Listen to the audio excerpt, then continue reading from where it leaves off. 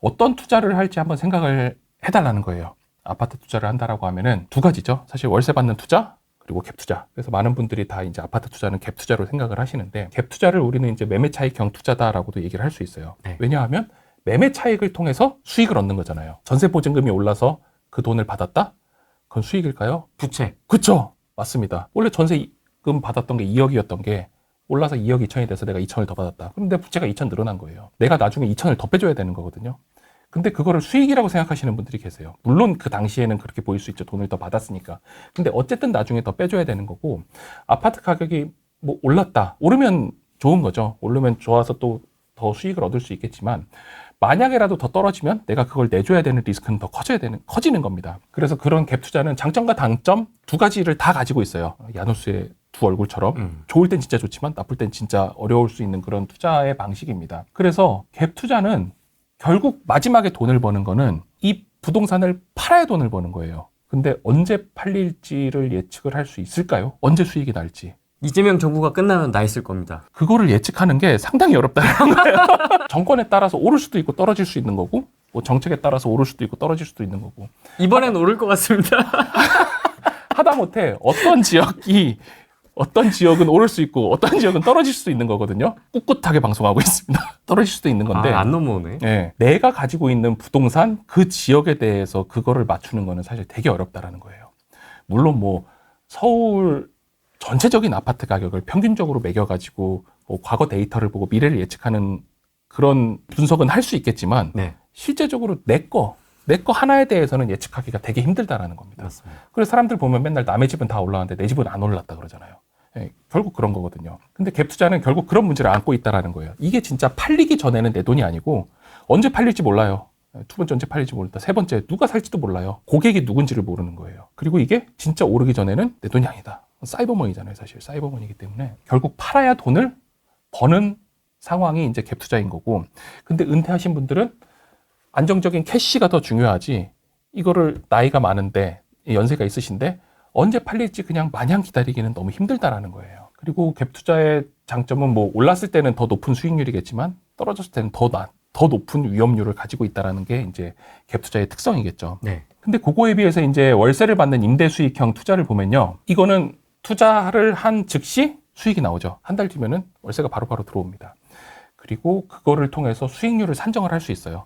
즉 투자 상품으로서 목표 기준율이 내가 예를 들어 5%다. 그러면 이게 5%에 맞는 상품인지 안 맞는 상품인지를 비교를 할 수 있다는 거예요. 내 기준에 맞춰서. 근데 그거는 어떤 기준이냐? 월세에 맞춰서 돼 있으니까, 월세는 미래로 계약이 돼 있죠. 뭐 2년으로 계약돼서 2년 동안 얼마 돈이 들어오는지를 알 수 있으니까 미래의 수익률을 어느 정도 예측을 할 수 있다는 겁니다.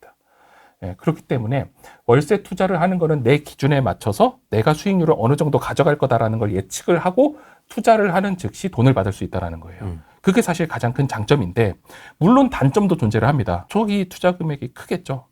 초기 투자 아무래도 큽니다. 그리고 큰 금액이 들어가는 아파트를 사기가 힘들어요. 내가 돈을 그렇게 많이 가지고 있지는 않으니까. 대출 이슈도 있고. 예, 대출 이슈도 있고, 특히 뭐 갭 투자는 보증금이 높으면 매매가랑 전세가 사이 갭만 투자하면 되는데, 이거는 거의 제 돈이 다 들어가야 되거든요. 그래서 상대적으로 비싼 아파트를 살 수는 없어요. 근데 상대적으로 비싸지 않은 아파트의 장점은 또 무엇이 있느냐? 월세 수익률이 비싼 아파트보다는 높습니다. 그리고 부동산 상승장이 왔을 때 큰 아파트의 가격이 더 오르겠습니까? 이런 작은 아파트의 가격이 더 오를까요? 큰 거. 가격 자체는 큰 게 오르거든요. 근데 비율로 보면은 가격이 저렴한 아파트가 비율로서는 더 많이 오르는 것도 있습니다. 왜 그러냐 하면은 20억짜리 아파트가 있고 2억짜리 아파트가 있습니다. 엄청 오르는 상승장이에요. 그러면은 그냥 비율로 봤을 때 20억짜리를 살 수 있는 사람이 대한민국에 더 많을까요? 2억짜리를 살 수 있는 사람이 대한민국에 더 많을까요? 라고 보면은 실제 유효 수요, 그러니까 이거를 살 수 있는 사람은 2억짜리를 살 수 있는 사람이 더 많은 거예요. 그러니까 투자자들이 20억짜리는 사실 쉽게 못 건드리거든요. 2억짜리로 다 가서 들어가는 거예요. 그러면 그거는 갑자기 가격이 이렇게 안정적으로 가다가 확 올라가는 그래프를 보여줘요. 그런 부동산들은. 그런 거 우리 주식시장에서도 많이 보잖아요. 동전주, 가치주 이런 거 한 번에 가잖아요. 네. 사실 아파트 시장도 비슷하게 가요. 근데 그런 거는 그렇게 수익이 갑자기 높은 거는 뭐다? 리스크도 크다. 사실 리스크도 큰 경향을 보이거든요. 그러니까 우리는 그런 아파트들이 안정적인 수익을 좀 저렴한 가격을 가지고 있을 때 미리 들어가서 선점하자라는 거예요. 미리 들어가서 선점해서 그냥 기다리면 오를 때까지 너무 힘드니까 월세 받으면서 기다리자라는 겁니다. 그리고 올라갈 때 팔자. 근데 사람들은 언제 산다? 올라갈 때. 그게 돈이 목표가 돼서 그래요. 그러면 돈이 목표가 되면 이게 오르면 돈을 벌 것 같거든요. 근데 수익률 기준으로 투자를 하게 되면은 아파트를 보시면 예를 들어 1억짜리 아파트예요. 월세가 50만 원입니다. 아파트가 2억이 됐어요. 근데 월세는 50만 원이에요. 대부분 그래요. 아파트가 2억이 되고 월세는 50만 원이다. 그럼 수익률이 올랐어요? 떨어졌어요? 떨어졌어요. 맞습니다. 가격이 오른 거지 수익률은 떨어진 거거든요. 그러면은 1억이었을 때 50만 원 받는 아파트 상품과 2억일 때 50만 원 받는 아파트 상품으로 봤을 때는 1억이었을 때 50만 원 받는 아파트 상품이 더 좋은 거예요. 그때 투자해야 되죠. 2억이었을 때 50만 원이 되면은 이건 빨리 팔아야 되는 겁니다. 그래서 목표를 돈이 아니라 수익률로 잡으면은 그래도 남들이 안 살 때 살 수 있어요. 그게 진짜 상대적으로 평가가 절하되어 있는 시점일 수도 있거든요. 그래서 그런 거를 보기 위해서 우리는 목표 기준율을 잡아야 되고 월세를 기준으로 한번 생각을 해보자라는 겁니다. 그래야 아파트 가격이 떨어져도 1억에 50 받는 아파트가 예를 들어 8천만 원이 됐어요. 네. 월세가 40만 원으로 떨어질까요? 또 그렇지도 않아요. 네. 계속 50만 원으로 있습니다. 그럴 때 그냥 버티면 되는 거예요. 다시 오를 때까지. 그렇게 버틸 수 있는 힘이 있다라는 거죠. 근데 갭 투자를 하면은 가격이 그렇게 떨어졌다. 빨리 보증금 빼줘야 되잖아요. 빨리 보증금 빼줘야 되는데 보증금 못 빼주면 빨리 집 팔아야 되잖아요. 그러니까 버틸 수 있는 시간이 많지 않다라는 거예요. 그런 거는. 그래서 어떻게든 뭐 직장을 다니시면서 월세를 받거나 아니면 은퇴를 하셔가지고 이제 내가 부동산 투자를 해야 된다라고 하는 분들은 사실 갭 투자보다는 월세 투자를 조금 더 중점으로 한번 보시는 것도 나쁘지 않을 거다라고 이렇게 좀 설명을 해드리는 겁니다. 이제 뭘 투자해야 되냐라는 거예요. 네. 목표 잡았고 투자의 종류가 뭐가 있는지 우리 한번 배웠어요. 그러면 그래서 뭘 투자해야 돼? 기본적인 라인이 뭐야? 라고 하면 이제 수익률 계산하는 방법을 말씀을 드리는 거예요. 너무 쉬운 예입니다. 1억 투자해서 월 40만 원 받아요. 그러면 어떻게 계산하느냐? 월 40만 원 곱하기 12개월. 네. 그렇죠? 나누기 1억 원. 하면 연 4.8%. 이게 아주 평이한 방법이에요. 근데 뒤에 가서 조금 더 세부적으로 하는 방법을 말씀을 드리겠습니다. 네. 그러면 4.8%짜리 상품이네라고 하고 대부분 요거 가지고 비교를 하실 거예요. 기타 부수 비용 다 빼고. 사실 그게 더 큰데. 그죠? 부수 비용이 더 큰데. 근데 더 사람들이 계산 안 하는 거는 아까 여기까지는 제가 목표 수익률로 맞췄다라고 했어요. 대출을 받았을 때도 생각을 꼭 해야 된다라는 거죠. 아까 그래서 너무 잘 물어보셨어요. 대출을 받았을 때 목표를 해야 되느냐. 처음에 대출 없을 때로 한번 보고 그다음 대출 받았을 때도 한 번씩 봐야 된다라는 겁니다. 네. 필연적으로 봐야 되는 겁니다. 근데 이자가 월 45만 원이다. 뭐야 이거? 마이너스. 까먹네? 까먹죠. 까먹는 거예요. 수익률이 아무리 높아도 금리가 높으면 까먹는 겁니다. 근데 이렇게 까먹어도 여기가 입지가 너무 좋아요. 막 GTX 들어오고 막 여기 앞에 도로 넓어질 거고 엄청 좋은 학교 들어오고 그래요. 그러면은 저 같으면은 투자 안 할 것 같거든요. 못해요. 왜냐하면 돈을 잃으니까. 당장 돈을 잃으니까 저는 그냥 지금 돈을 버는 거에 투자하는 게 좋아해가지고 저는 안 할 것 같아요. 근데 은퇴자 입장에서도 똑같다라는 겁니다. 은퇴하시는 분들이 그래 GTX 들어오는 거 알아. 계획이 있어. 언제 뚫릴지 알아요. 그게. 그렇게 기다릴 수 있는 시간이 없으니까 이런 거는 조금 피해서 우리 한번 만들어 보자라는 겁니다. 네, 여기까지 해서 이제 목표를 잡는 방법을 좀 말씀을 드렸고요. 네.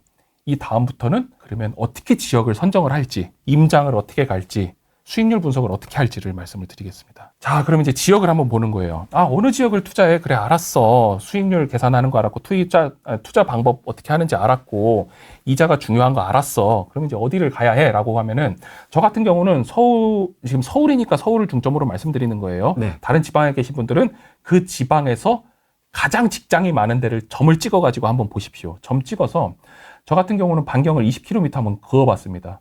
여의도 기준이네요? 네, 여의도 기준으로 한번 그어봤어요. 그때 이제 제가 회사 다닐 때 이렇게 있었어가지고 한번 그어봤더니 이 정도 되면은 1시간 정도의 출퇴근이 가능하다라는 겁니다. 1시간 정도는 출퇴근이 가능하다. 그래서 여기 보면 종로, 광화문, 여의도, 강남 여기가 가장 직장들이 많잖아요. 여기에 사람들이 출퇴근할 수 있는 지역을 한번 반경으로 그어봤다라는 겁니다. 그래서 이 지역을 먼저 중점적으로 보기 시작했어요. 네. 왜냐하면 이 밖에서는 서울에 오기 좀 어렵다라고 생각을 할 수 있기 때문에 이렇게 진행을 했던 거고요. 네. 그래서 이제 임장을 다니는 겁니다. 근데 임장을 다니는데 무조건 다니는 게 아니라 그러니까 뭐 처음에 너무 많은 것들을 가지고 다니는 게 아니라 편하게 한번 다녀보라는 거예요. 이거 TV에 나왔던 건데 애들을 데리고 다 다녔어요. 주말에. 애들 힘들어하는 것 같은데? 네, 애들 힘들어. 힘들어할 수 있는데 뭐 주말에 놀이터 가고 새로운 동네 가본다라는 개념, 이거 공원 가본다 이러면서 계속 가보는 거예요. 그래서 아이들 공원에서 놀고 나도 한번 그 동네 둘러보고 그렇게 조금 편한 마음으로 아이들뿐만 아니라 나도 부동산에 조금 친해지는 시간이 필요하다라는 겁니다. 그렇게 친해진 다음에 한번 열어보는 거예요. 우리 어플 많이 쓰잖아요. 네. 호갱노노. 네. 호갱노노 저도 많이 쓰는데요. 호갱노노를 많은 분들이 핸드폰으로만 보세요. 근데 핸드폰으로 보면 한 6인치밖에 안 되잖아요. 그리고 세로로 이렇게 보이잖아요. 근데 부동산을 봤을 때 우리가 중요한 게 그 건물일까요? 부동산의 가치를 정하는 건 그 건물. 주변. 그렇죠. 주변 환경이 더 중요해요. 근데 핸드폰으로 보면 그 건물밖에 안 보여요, 사실. 이 주변 환경을 보기가 되게 힘들거든요. 화면이 너무 작기 때문에. 그래서 항상 모니터를 켜고 봅니다. 모니터를 켜고 보면은 그 주변 지역까지 조금 더 우리는 볼 수 있어요. 그렇죠. 예, 주변에 뭐가 있는지 좀 자세히 볼 수 있고. 그렇게 해서 저 같은 경우는 어떻게 찍어봤느냐? 아파트. 예, 필터 기능이 있습니다. 요거 필터 누르면 되거든요. 네. 밑에 다 나와 있습니다. 아파트, 매매가로 해봤고, 뭐 500세대 이상. 500세대라고 해도 되게 큰 거예요. 요즘엔 막 만세대 이런 거 있어가지고 500세대는 되게 작다라고 생각하는데 500세대도 대여섯 동 나옵니다. 그리고 수익률 5% 이상 나오는 아파트가 뭐가 있어요? 라고 서울시에서 찍어보니까 안 나옵니다. 안 나오더라고요. 5% 이하라는 거네요. 5%보다 높은 수익률이 5% 높은 아파트는 있어요? 안 나옵니다. 물론 요거 세대수를 없애면은 나홀로 아파트 이런 건 나와요. 근데 그런 거는 우선 조금 유동성에서 문제가 있을 수 있으니까 빼고 보면은 서울 시내에는 아직 안 나온다라는 거예요. 지금은 안 나오지만 예전에 나왔어요.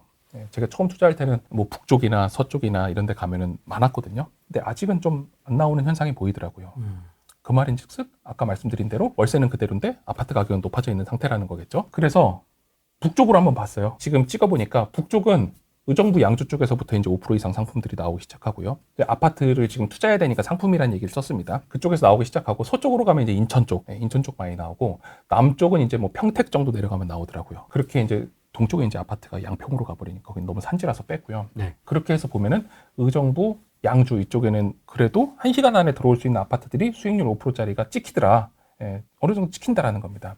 그러면은 이거를 보고 그냥 의정부 지역의 수익률이 높네? 라고 해서 가서 투자를 하면 된다, 안 된다? 안 된다. 안 된다라는 거예요. 이게 AI거든요. 사실 호갱노노도 수많은 데이터를 가지고 이거를 만들어냈을 거예요. 챗 GPT가 항상 맞는 말만 하느냐? 절대 그렇지 않습니다. 예. 계속 캐물으면 이상한 얘기예요, 얘. 막 진짜 뻔뻔하게 얘기하던데. 예. 진짜 뻔뻔하게 얘기를 하죠. 네. 예. 모든 데이터들이 그래요. 실제로 가서 결국 봐야 되는 거거든요. 하나하나 쪼개서 봐야 되는 겁니다. 그럼 요 안에서 한번 우리는 또 쪼개서 보자. 예, 브레이크다운해서 보자라는 거예요. 그래서 여기서 잠깐 말씀드리면요. 요 지역을 사실 지금 막 추천하는 건 절대 아니고요. 그냥 학습용으로서 이렇게 한번 말씀을 드리는 겁니다. 네. 네. 왜냐하면 이것도 듣고 가서 또 가서 사시면은 안 되는 거예요. 너무 무시하는 거 아니고 저희 수준을?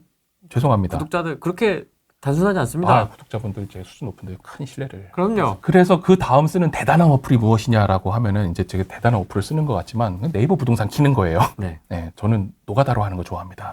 그게 제일 정확하거든요, 항상. 그래서 네이버 부동산을 키고 아까 호갱돈으로 봤을 때 5%가 많은 아파트, 그러니까 수익률 5% 나오는 아파트들이 있는 곳을 한번 찍어보는 거예요. 그래서 찍었을 때 여기서도 필터를 겁니다. 아파트로 하고 매매로 했고요. 2억 이하로 한번 찍어봤어요. 그래도 투자금이 우린 많지 않으니까. 그리고 500세대 이상으로 한번 찍어봤더니 요 주변에 있는 아파트들이 뜨네요. 네. 아마 여기서 5% 있는 아파트들이 이제 아까 이렇게 보였겠죠. 네. 그럼 그 중에 아파트 단지를 하나 해봤어요. 네. 아파트 단지를 이게 진짜 5%가 나오는지를 한번 검토를 해보는 거죠. 그래서 보니까 요거 이제 장암동에 있는 아파트를 한번 봤습니다. 보니까 방 2개짜리 아파트고요. 1200세대 정도 있어요. 그리고 단지가 큰 아파트고 나쁘지 않습니다. 1999년도 아파트고요. 주변에 학교들도 있고 대로도 접해 있고요. 그래서 봤더니 매매가가 2억, 2억 3천, 2억 5천 이렇게 있네요. 네. 그러면은 2억은 금매라고 써 있으니까 2억짜리를 사야겠다라고 생각을 하실 수 있습니다. 2억짜리가 제일 5천만 원이나 차이 나잖아요. 네. 5천만 원 차이 나면 이제 2억짜리가 진짜 금매네? 빨리 가서 잡아야겠다라고 이제 생각을 하시겠죠. 네. 그럴 때는 실거래가 한번 빼보자라는 거예요. 실거래가 그냥 옆에서 클릭하면 나오거든요. 클릭해서 보면은 2024년 7월 그래도 시간 좀 된 걸 가져왔어요. 왜 그런지 이따 말씀드릴게요. 1억 9천에도 거래가 됐다라는 거예요. 1억 9,300, 1억 9,500. 그러면 2억짜리는 이건 금매일까 아닐까라고 보면은 아니네요. 진짜 금매는 아닐 수 있다. 그냥 2억 5천에 비해서 좀 싸게 나온 집일 것이다. 라는 겁니다. 수리 상태가 조금 다를 것이다. 네, 수리 상태도 조금 다를 것이고 그 이유가 있을 것이다. 진짜 금매는 네이버 부동산에 나온다, 안 나온다? 안 나온다. 안 나온다. 이미 다 아는 사람들이 집어간다라는 거죠. 맞습니다. 네. 그래서 요 아파트 실거래가 추이를 보면요. 여기 1억 5천 요대에서 계속 거래가 됐었어요. 1억 5천 쪽에서 거래가 되다가 누군가 3억 4천을 찍었네요. 네. 3억 4천이? 네, 3억 4천이에요. 3억 와. 4천을 누군가 찍은 거예요. 찍고 나서 한 6개월, 1년 동안 거래가 없습니다. 21년 말부터 거래가 없네요. 그러다가 22년도에 누가 2억 안 되는 돈에 파는 것 같아요. 갑자기 확 떨어지는 걸 보여줍니다. 예, 사실 금액대가 적고 적은 아파트들이 보면요. 대부분 이런 그래프를 그려줘요. 상승기에는 갑자기 오릅니다. 2년 만에 갑자기 올라버려요. 근데 뭐 서울 시내에 있는 비싸고 좋은 아파트들은 안정적으로 조금씩 올라가거든요. 근데 서울 외곽에 있는 아파트들은 그렇지 않아요. 예, 갑자기 수익률이 높아져요. 예, 갑자기 시세가 올라버립니다. 근데 떨어질 때도 갑자기 떨어지는 거예요. 수익이 높은 만큼 리스크도 클 수 있다는 겁니다. 이게 그대로 보여지는 거거든요. 어쨌든 그래서 지금 2억은 금매가 아니라는 거예요. 2억은 금매가 아니니까 한 1억 9천 정도면 금매라고 생각을 할 수 있겠다라고 하면서 이 부동산을 또 계속 보는 거죠. 탐색을 하는 겁니다. 탐색을 해서 그러면 이제 우린 월세 받아야 되니까 네. 월세를 얼마 받을 수 있냐 계산을 해보는 거예요. 또 시세를 봐서 월세로 바로 클릭을 해봤습니다. 네. 해봤더니 월세가 1000에 70, 1000에 75, 1000에 75. 나쁘지 않네요. 네, 그럼 나는 1000에 75 받을 수 있겠다라고 희망 회로를 돌리기 시작하면서 실거래가를 보면요. 1000에 65. 예, 여기서부터 나오죠. 현실은 넌 65야. 현실은 65야. 그리고 뭐 2000에 55, 2000에 65, 1000에 70도 있습니다. 1000에 70 나오고요. 밑에 가면 2000에 60에 1000에 75까지 나오네요. 그러니까 1000에 75도 거래가 된다라는 거예요. 1000에 75는 진짜 거래가 잘 되는 거고 1000에 65는 그래도 빨리 거래를 하기 위해서 돈 내린 거고요. 1000에 70 위아래로 왔다 갔다 하는구나 라고 생각을 하고 매물 개수를 봅니다. 매물 개수를 보면은 이게 1200세대 아파트였잖아요. 매매가 137개, 전세가 14개, 월세가 28개예요. 1년 전에. 이거 보면 좀 이상하다라는 걸 느껴야 돼요. 1200세대인데 매매 개수가 137개고 전세가 14개밖에 없어요. 그러니까요. 예, 이게 이렇게 돼 있는 이유는 사실 갑자기 매매 거래가 많이 일어났을 거예요. 가격이 오를 때. 그리고 나서 이제 만기가 돌아오거나 전세를 빼줘야 되는 사람들이 이제 물건을 내놓기 시작하는 겁니다. 뭘로 내나요? 전세로 내놓으면 전세금을 다 못 갚으니까 매매로 많이 던지는 현상인 거예요. 예, 그래서 이렇게 매매 개수가 많다라고 하는지는 지금 당장 봤을 때 한 몇 달 뒤로 봤을 때 이 아파트는 매매 가격이 떨어질 수도 있다라고 한번 예상을 해보는 거예요. 저희 같은 경우는. 왜냐하면 지금 공급이 많잖아요. 예, 공급이 많으니까. 근데 전세나 월세는 오히려 쉽게 맞출 수도 있겠다라고 한번 고민을 해보는 겁니다. 그러면 저 같으면은 이런 상태라면 조금 더 기다릴 것 같아요. 조금 더 기다리고 떨어지길 기다려보겠다라고 생각을 해볼 것 같습니다. 그래서 그 이후로 한 1년 뒤 자료를 가져와봤어요. 이게 5월 자료거든요. 네, 5월 자료를 제가 최신 자료는 일부러 안 가져왔습니다. 그래서 5월 자료를 봤더니 2억 이상 물건은 아무것도 없어요. 네, 1억 9천. 네. 실제로 빠졌습니다. 네, 실제로 빠지죠. 왜냐하면 지금 계속 공급이 되고 있으니까. 그래서 그렇게 거래가 되고 있는 거를 사실 이쪽에서 보인다. 2억 5천짜리 이제 볼 수 없습니다. 네, 2억 5천짜리 볼 수 없고 가격은 당장은 좀 빠져 있을 것이다. 라는 거를 보는 겁니다. 이건 이제 미래를 봤을 때고요. 그러면은 아까 시점으로 봤을 때는 2억에서 2억 5천짜리까지 있었잖아요. 그리고 1000에 70 위아래로 거래가 되니까 임대 수익률을 한번 계산을 해보자라는 겁니다. 아까 뭐 월세 곱하기 12 해가지고 하는 뭐 대략적인 방법도 있지만 우리는 그래도 자세히 하기 위해서 부동산 계산기를 많이 씁니다. 부동산 계산기 어플이 되게 심플해요. 부동산에서 일어날 수 있는 뭐 계산들 그리고 세금에 대한 거 이런 것들을 다 알려주는 어플이거든요. 네. 그래서 자주 씁니다. 그래서 임대 투자 항목으로 여기를 클릭해서 보면요. 처음에 되게 어려운 말들이 많이 나와요. 뭐 임대 수익률 계산해가지고 건물 시가 표준의 금융대출금 나오는데 이런 걸 우선 다 빼고 우리는 매매가 보증금 임대료 이것만 가지고 먼저 계산을 해보자라는 겁니다. 네. 쉽게 맨 처음에 가야 되니까. 그래서 매매가 2억 1천 정도로 잡아봤습니다. 아까 2억에서 2억 5천 있으니까 2억 1천 정도로 잡아보고 내가 보증금 1000에 월세 70만 원을 받을 거예요. 받을 수 있을 것 같아요. 라고 해서 이제 계산을 해보면 매매가 2억 1천 넣고요. 보증금 1000만 원에 월세 70만 원을 넣고 수익률 계산을 합니다. 산식이거든요. 이렇게 결과가 보여집니다. 보면은 매매가 2억 1천, 보증금 1000에 월세 70이에요. 70으로도 돌려보시고 네, 이건 60으로 돌려본 거예요. 그래서 70으로 돌렸을 때 부대 비용을 다 빼고 나면 수익률은 4.1%입니다. 4.1%인데 1000에 65 되는 것도 우리는 생각을 해봐야 되잖아요. 네. 1000에 60으로 됐을 땐 수익률이 3.84라는 거예요. 그럼 이 시점에서 고민을 해보는 거죠. 긍정적으로 했을 때는 4.1인데 평균적으로 하면 3.8이네. 그러면 아직은 저 같으면 아직은 여기 투자 안 한다라는 거예요. 이 상황이면은. 왜냐? 이자가 3.44인데 그럼 그냥 거기 은행에 넣어놓겠다라는 거죠.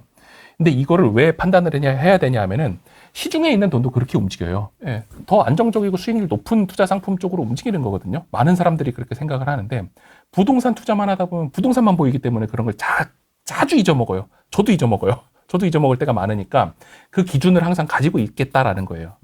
내가 투자를 하러 가기 전에는 그래도 시장에 있는 경제 지표들을 보고 내가 어느 정도 목표 수익률을 이번엔 좀 잡을까라고 생각을 하고 들어간다라는 거죠. 그래서 3.8이면 들어가는 게 좀 애매한 거죠. 예, 안 들어가는 게 저는 맞다라고 생각을 하는데 4% 넘었다? 그럼 또 괜찮은데? 라고 조금 생각이 들 수도 있는 거예요. 그러면 이 수익률을 어떻게 우리는 높일 수 있느냐? 수익률 높이는 방법은 뻔해요. 집을 싸게 산다. 월세를 높게 받는다. 딱 두 가지입니다. 집을 더 싸게, 월세를 더 비싸게. 쉽지만은 않죠. 둘 다 어렵습니다. 네, 둘 다 어려워요. 네. 그래서 우리는 그거를 또 이겨내는 게 투자자의 본질 아니겠습니까? 매가를 아까 금매인 한 1억 9천에 받는다고 생각을 해보자. 1억 9천에 월 70을 받으면 수익률이 4.6%까지 올라가는 거예요. 네. 4.6%까지 올라가는데 1억 9천에 사서 월세를 75만 원을 받는다. 수익률 4.9까지 올라가는 겁니다. 아까 생각했던 5% 수익률에 맞는 거예요. 똑같은 아파트거든요. 똑같은 아파트예요. 근데 내가 얼마에 사고 월세를 얼마에 맞추냐에 따라서 누구는 똑같은 아파트에 투자해서 3.8%짜리 상품으로 가지고 있는 거고, 아니 3.6%짜리, 누구는 거의 5%에 해당하는 상품으로 가지고 있는 거예요. 네. 비슷한 시기에 샀어도 이렇게 나올 수 있거든요. 그럼 이제 그 비법을 이제 하나씩 풀어보는 겁니다. 사실 주변 호재도 봐야 돼요. 네, 주변에 어떤 게 들어오는지도 봐야 되기 때문에 그런 거 편하게 보시려면 뭐 네이버 부동산에서 개발 계획 치시면은 어디에 뭐가 들어온다 정도는 다 나올 수 있고요. 정말 심플하게 설명을 드린 겁니다. 여기에 보면은 뭐 GTX-C가 2028년 예정이라고 2028년에 GTX-C가 달린다라는 얘기는 아니에요. 구독자님들은 아마 다 아실 겁니다. 네. 네, 그때가 예정이 돼 있다. 네, 정도로만 아시면 될 것 같고요. 그러고 나서 조금 더 주변의 개발의 진행 사항을 알고 싶다라고 하면 부동산 플래닛 어플 쓰시는 것도 되게 좋고요. 네. 네, 요거 보면 단계별로 어떻게 개발이 되는지를 다 보여줍니다. 요 같은 경우는. 그래서 이렇게 개발 상태도 본 다음에 그 지역이 어떤지를 보는 거예요. 저 같은 경우는 지금 수익률 봤죠? 주변에 뭐가 개발될지 봤죠? 그러고 나서 그 주변에 있는 거를 한번 보는 겁니다. 네. 뭐 어린이집도 있고 유치원도 있고 초등학교도 있고 지하철역도 있고 주변에 IC도 있고 이런 거를 다 보는데 임장을 나가면 이런 거 잘 보시잖아요. 마트 어디 있고. 네. 근데 저는 지금 보시면은 13단계까지 갔을 때 아직 현장 안 나갔거든요. 애들하고 그냥 밥 먹으러 다니는 것 뿐이고. 아직 부동산 들어가지도 않았어요. 왜 그러냐 하면은 이런 자료들 있잖아요. 어린이집이 어디 있고 학군이 뭐가 좋고 다 가격에 반영이 돼 있어요. 저는 그렇게 생각합니다. 실제로 그렇고요. 가격이 싼데 좋은 거는 없어요. 우리나라 부동산 시장이 되게 투명하거든요. 뭐든지 공고랑 고시로 다 나오잖아요. 네. 뭐가 개발될 거면 다 나오고. 공남공고. 네, 공고 다 나오잖아요. 공고 다 나오고 개발 계획에 다 들어가 있어요. 개발 계획에 다 들어가 있고 예산 다 반영돼 있고 그거에 맞춰서 움직이는 거고. 그런데 그거에 대해서 이제 오해하시는 분들이 꽤 있으세요. 너만 알고 있는 게 있지 않을까? 근데 그런 걸로 투자했다가는 처벌당하잖아요. 예전에 뭐 LH 직원들이 그런 정보를 가지고 투자를 했다거나 뭐 이러면은. 저도 대장동 같은 데 투자하고 싶습니다. 그래서 그런 정보를 얻는 거는 사실 현실적으로 되게 어렵다. 되게 어려운데 우리는 그래도 있는 정보들은 활용을 하고 그 안에 주변에 있는 환경들은 뭐에 돼 있다? 가격에 다 반영이 돼 있다라는 거예요. 싼데 좋은 거는 없다. 저는 그게 철칙입니다. 아까도 2배 더 벌고 싶으면 2배 더 일해라. 그게 맞는 거거든요. 네. 싼데 좋은 거, 안정적인데 수익률 높은 거, 그런 상품을 우린 두 글자로 얘기를 합니다. 사기. 판상형 좋은 거 다 알아요. 그러니까 그거는 더 비쌀 거예요, 분명. 3베이가 2베이보다 좋은 것도 다 알잖아요. 그러니까 3베이가 더 비쌀 겁니다. 이게 당연히 다 맞춰져 있는 거예요, 시장에. 네. 네. 맞춰져 있는 거라서 그런 거는 이제 편하게 보시면 되는 겁니다. 그래서 사실 싸게 사는 방법은 그 지역 공인중개사 사장님들하고 친해져야 되는 겁니다. 그게 포인트예요. 왜냐하면 금매를 잡아야 되는 거거든요. 금매를 잡기 위해서 우리는 공인중개사 사장님을 어떻게든 친해지고 내 편으로 만들어야 돼요. 근데 투자하시는 분들은 공인중개사 사장님을 되게 그냥 물건을 파는 사람이라고 생각하는 경우가 있거든요. 네, 그냥 물건을 파는 거지 하는 일이 뭐가 있어 이렇게도 생각을 하는데 저는 그렇지 않고 그분들이 진짜 중요한 분들이라고 생각해요. 그분들을 통하지 않으면 투자를 아예 못하는 거잖아요. 그분들과 어떻게든 좋은 관계를 유지해야 된다는 거예요. 제가 투자의 어떤 개념이 전혀 없는 네. 일반인 분들을 만날 기회가 있어서 네. 거기서 이제 우연찮게 공인중개사 이야기가 나왔는데 네. 진짜 그 얘기를 하더라고. 아니 하는 것도 없이 네. 중개 수수료만 비싸게 쳐먹는다고. 아, 그거 진짜 안 돼요. 진짜 깜짝 놀랐어요. 네. 그 얘기 듣고. 그러니까 막 다 맞아 하는 거예요. 네. 가만히 있었지 아무 말도 안 하고. 네. 이런 생각을 하는구나. 네, 그렇게 생각을 하시죠. 그래서 어떻게든 막 깎으려고 막 한다고 자기는. 근데 제 주변 사람들한테 최대한 베풀고 이 사람이 기분이 좋아야 저한테 기분 좋은 일이 오는 거거든요. 부동산 물건도 소개해주는 사람이 기분이 좋고 내 편이어야 나한테 좋은 물건이 오는 거예요. 예를 들어서 똑같은 물건이 있습니다. 2억짜리 아파트가 있어요. 매도자는 복비를 다 준다 그래요. 근데 매수하는 사람은 깎으려 그래요. 계약도 하기 전에 복비 다 못 줘요. 뭐 이래요. 그러면은 가운데 중개하시는 분 입장에서 누구 편을 들겠어요? 매도자 입장을 드는 거예요. 그럼 매도자가 2억인데 2억 1,000에 팔래요? 그러면 2억 1,000 되는 거예요. 근데 매수자가 2억 1,000 너무 비싸잖아요. 2억으로 깎아주세요라고 하면은 중개사님 입장에서는 안 돼요. 이렇게 나오는 거죠, 그냥. 아니 이제 안 돼요라고 네. 얘기하는 거 해봤는데 네, 얘기해봤는데 안 되더라. 안 되더라. 보통 그렇게 되는 거죠. 그러니까 가운데서 우리는 그 중개인 분들을 최대한 우리 편으로 만들어야 된다라는 거예요. 그렇게 하는 방법을 이제 되게 쉬운 방법입니다. 어떻게 좀 하세요? 그래서 이 단계별로 가져왔어요. 제가 아까 뭐 한 개 단지를 예시로 들어드렸잖아요. 근데 1억 9천에 사서 1000에 70으로 두면 어느 정도 수익이 나오는 거예요. 그럼 1억 9천보다 싸게 사고 싶은 거예요. 매물이 아까 2억에 나와 있는데. 네. 그럼 어떻게 1억 9천에 사느냐? 처음에 그 네이버 부동산을 보면서 저 같은 경우는 엑셀로 다 정리를 해요. 전부 다요? 공인중개사 사장님 조남 전화번호를 싹 적습니다. 그러면 한 20개 나와요. 엑셀에다가. 네, 어지간한 단지는 한 20개 나와요. 그럼 20개를 한 분씩 전화를 해봐요. 네, 한 분씩 내가 언제 정도 방문하고 싶다, 뭐 보고 싶다 이런 거를 그래도 전화하고 가는 게 예의지. 그냥 부쑥 들어가면은 그분들도 스케줄이 있거든요. 그래서 대응을 잘 못하실 수도 있어요. 그래서 하나하나 전화를 해보는데 전화를 언제 하겠어요? 회사 다니면은 저녁에? 주말에요? 저녁 주말 말고 점심시간에. 네, 점심시간에 그렇게 전화를 하면 안 돼요. 점심시간에 부동산이 제일 바쁘거든요. 그렇죠. 잔금 왔다 갔다 하고 집 들어가고 집 나가고 막 이러고 있는데 점심시간에 전화하면 진짜 안 돼요.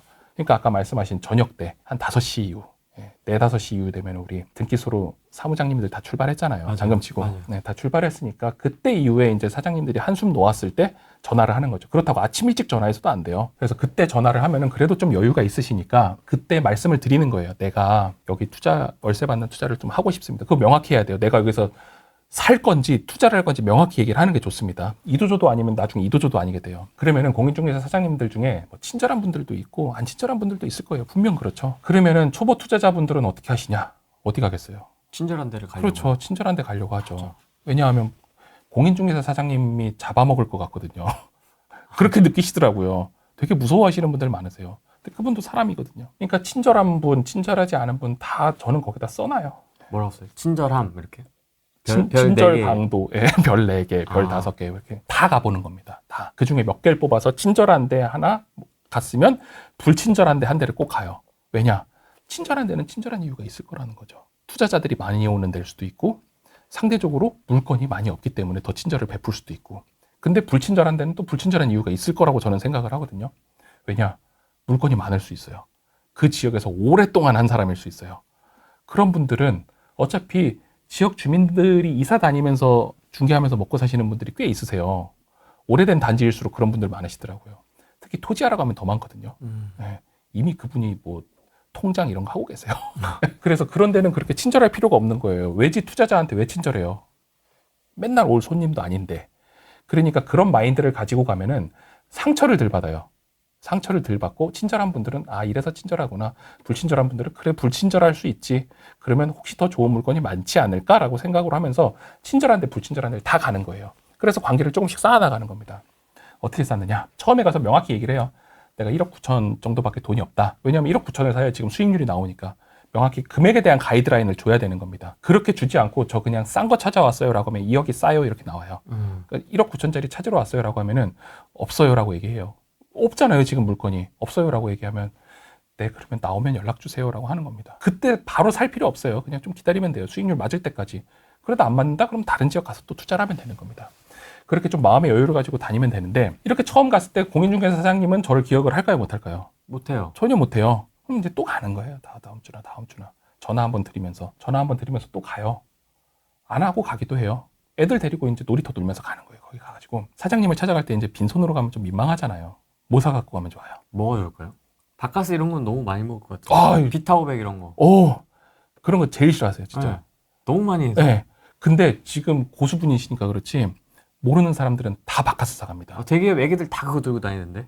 안 돼요. 바카스 한 박스씩 막 들고 다니는데. 우리가 밥 먹고 나서 밥을 먹는지 스타벅스 아이스 아메리카노를 먹는지 한번 생각을 해보세요. 왜 우리는 아이스 아메리카노를 먹으면서 그분들은 바카스를 먹는다라고 생각하는 거예요. 똑같은 사람이라고 제가 계속 얘기하잖아요. 우리 어머니 아버지 같은 분들이에요. 저 같은 경우는 스타벅스 꼭 사갑니다. 스타벅스 그래도 2명 계시면 아이스 아메리카노 2잔 사가고 혹시 모르면 라떼 하나 아이스 커피 또 안 먹는 분도 있을 수 있으니까. 네. 2개 근데 섞어서. 아무리 안 먹어도 안 드셔도 그런 거 사다 주시면 그래도 표정이 다 좋으세요. 그러면서 이제 말씀을 드리죠. 날도 더운데 밖에 다니시면 너무 고생하시는데 제가 맨날 와서 물건만 물어봐서 너무 죄송하다. 그래서 이거 드시면서 1억 9천짜리 있어요. 드시면서 갑자기 훅 들어가네. 네, 드시면서 1억 9천짜리 있어요. 그러면은 잘 안 나와 그런 거. 그때부터 좀 말이 편해져요. 말이 편해지는 거죠. 그러면 알고 있어요. 알고 있는데 나오면 꼭 연락 주세요라고 하면서 또 갑니다. 그러면 또 이제 그 사장님은 또 기억 조금씩 하기 시작해요. 그리고 세 번째 갈 때부터는 이제 저는 선물 되게 많이 가져가거든요. 뭐 이렇게 예전에 코로나 한참 유행할 때는 마스크 구하기 되게 힘들었잖아요. 마스크를 꼭 사갔어요. 어떻게든 마스크 사가고 손 세정제도 그때 되게 구하기 힘들었어요. 그거 막 구해가지고 가져가고 이랬거든요. 그분들이 그래도 그 자리를 항상 지켜야 돼요. 밖으로 쉽게 못 나가거든요. 그러니까 그런 상품들을 사주기 시작하는 거죠. 세 번째 갈 때는 어디를 가느냐? 우리 어머니들이 뭘 좋아할까 되게 고민을 많이 해봤어요. 홍삼 이런 건 너무 비싸잖아요. 올리브영을 꼭 가요. 올리브영에 가서 겨울에는 핸드크림, 여름에는 마스크팩. 좀 호불호 없는 화장품 있잖아요. 색조 이런 건 사시면 안 되고. 그렇죠. 그건 다 취향이 있으니까. 네, 취향이 있고 로션 이런 것도 다 취향이 있으니까 뭐 핸드크림 정도는 쉽게 할 수 있으니까 핸드크림 이런 거 좀 사서 가요. 네, 좀 비싼 거. 한 10,000원? 10,000원 위아래짜리 사서 가서 말씀드리는 거예요. 그냥 드리면 안 되고 그냥 드리면 오해하죠. 오해하니까 꼭 얘기를 해야 돼요. 아까 스타벅스도 왜 드렸어요? 날 더운데 힘드시니까 드린 거고 이 핸드크림은 왜 드려요? 건조한데 계속 밖에 나가서 일하시는데 손이 얼마나 힘드시겠어요. 그러니까 좀 생각나서 지나가는 길에 하나 사왔다. 뭐 지나가는 길에 사왔다는데 뭐. 네, 되게 좋아하세요. 네, 되게 좋아하시면서 막 깔깔깔 웃을 때 1억 9천. 깔깔깔 웃을 때, 근데 1억 9천짜리 나왔어요? 그러면, 없어. 나중에 있으면 전화 줄게. 이제 그때부터는 전화 줄게라고 얘기를 해요. 이 정도면 좀 귀엽게 보겠다. 네, 진짜 그렇게 애기 들고 가서 항상 애기 데려간다니까요. 이제, 제 1억 9천 이제 기억하겠다. 제 1억 9천짜리 애야. 그러면은 어느 날 물건이 나와요. 물건이 나올 때 진짜 금매가 어떻게 나오냐면요. 금액을 정하고 나오지 않습니다. 맨 처음 급한 사람은 부동산에 전화를 해요. 나 언제까지 집 팔아야 되는데 요즘 얼마 정도 해? 이렇게는 얘기하거든요. 그렇죠. 예. 그런 사람 누구냐? 일시적 이주택자들. 그런 사람들 빨리 팔아야 되고요. 뭐 상속이나 뭐 이런 거 걸려있는 사람들 빨리빨리 팔아야 돼요. 그런 사람들은. 기한이 있기 때문에 그런 사람들은 언제까지 내가 팔아야 되는 걸 명확히 얘기해요. 그럼 부동산 소장님이 물건 가장 싼 건 2억이야. 그러다가 스타벅스나 요 앞에 있는 핸드크림을 보면서 제 생각을 하는 거죠. 근데 1억 9천에 얘기하면은 산다는 사람 바로 있어. 할래? 그러면 그래 1,000만 원 차이면 바로 하자. 그렇게 해서 물건을 싸게 사요. 예, 그렇게 되는 경우가 되게 많거든요. 그래서 저는 사실 경매로 아직 주택을 낙찰받아 본 적은 없어요. 왜냐하면 제가 생각했던 저는 주로 아파트를 봤을 때는 아파트 같은 경우는 지금 뭐 감정가 대비 낙찰가가 거의 90% 이상 되거든요. 거의 95%까지 올라가 있어요. 그렇죠. 그러면은 2억짜리는 1,000만 원 깎아 사면 되는 거예요. 그러면 뭐 명도 이슈도 없고 또 이사비도 안 줘도 되고. 내가 원하는 걸 고를 수도 있고. 네, 원하는 걸 고를 수도 있고. 근데 뭐 단점은 그게 언제 나올지 모른다라는 것과 그건 경매도 그건 단점이거든요. 그리고 내가 그 물건을 싸게 사기 위해서 계속 노력을 해야 된다라는 게 있어요. 근데 그렇게 계속 노력을 하면 할수록 그 주변에 있는 중개인분들은 저를 알고 제 편이 돼 있다라는 거죠. 그럼 그건 나중에 뭐가 좋겠어요? 팔 때도 좋은 거예요. 세입자 맞출 때도 좋은 거고. 그러니까 거래가 제 거는 더 빨리 된다라는 거죠. 그렇게 관계를 쌓고 그 지역을 하나씩 뚫어가는 겁니다. 하나씩 뚫어가는 거고.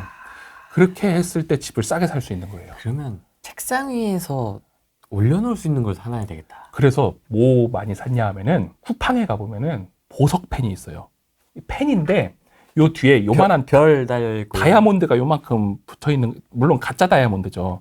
그거를 전 맨 처음에 많이 한 박스 사가지고 가지고 다녀요. 그 한 2,000원 이렇게 하거든요. 근데 그거를 이제 요 앞에 필통에 꼭 꽂아놔요, 제가. 그냥 꽂아놓으면은 이상한 사람이잖아요. 얘기를 해야지 또. 그쵸. 예. 이 보석펜이 햇볕이 비치면 진짜 반짝반짝하고 이게 진짜 부자 되는 펜이라고. 하나씩 꽂아두시면 부자 되신다고. 계약할 때 이렇게 하면 얼마나 기품 있어 보이냐고 이렇게 딱 꽂아놓고 갑니다. 그러면 이게 반짝일 때마다 생각하는 거예요. 반짝일 때마다 1억 9천, 1억 9천, 1억 9천. 1억 9천짜리, 1억 9천짜리. 네, 진짜 그거 많이 했습니다. 별 선물 다 가져가요. 어르신분들 계시면은 술 많이 사갖고 갑니다. 술. 네, 양주 이런 거 비싸잖아요. 근데 전통주가 의외로 싸요. 뭐 10,000원, 20,000원짜리 전통주도 되게 많거든요. 우리나라 전통주, 뭐 전통 소주도 있고, 뭐 증류주도 있고. 근데 그 술들이 다 스토리가 있어요.